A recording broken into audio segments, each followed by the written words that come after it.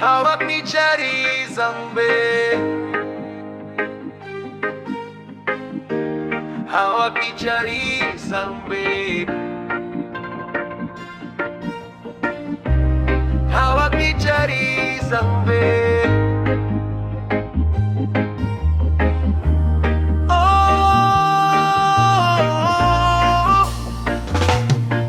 Sa ilalim ng liwanag ng dilaw na ilaw, tahimik ang gabi, walang masyadong ingay. Nakatitig sa kawalan, malalim ang isip, habang ang mundo ay dahan-dahang umiidlip. Hawak ni Charis ang kanyang bed, kasabay ng pagbuga, problema'y nai-escape.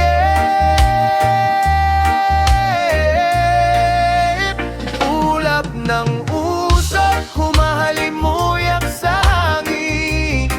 Matamis na amoy, tila ba may gustong sabihin.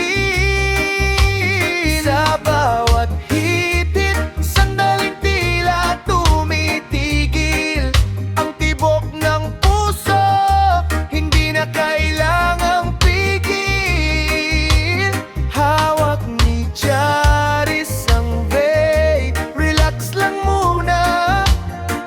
Sa mundong magulo, dito siya masaya.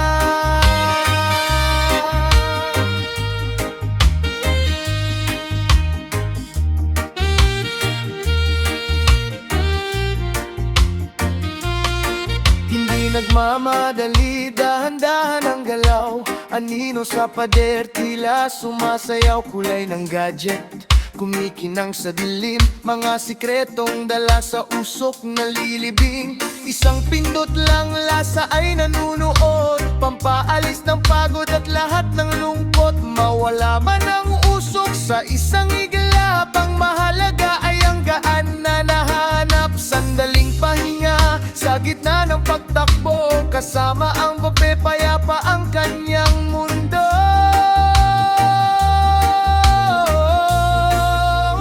Ulap ng usok, humahalimuyak sa hangin. Matamis na amoy, tila ba may gustong sabihin.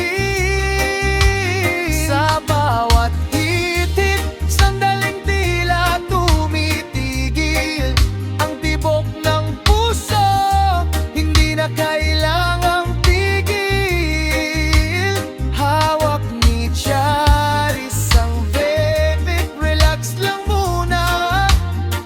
Sa mundong magulo, dito siya masaya.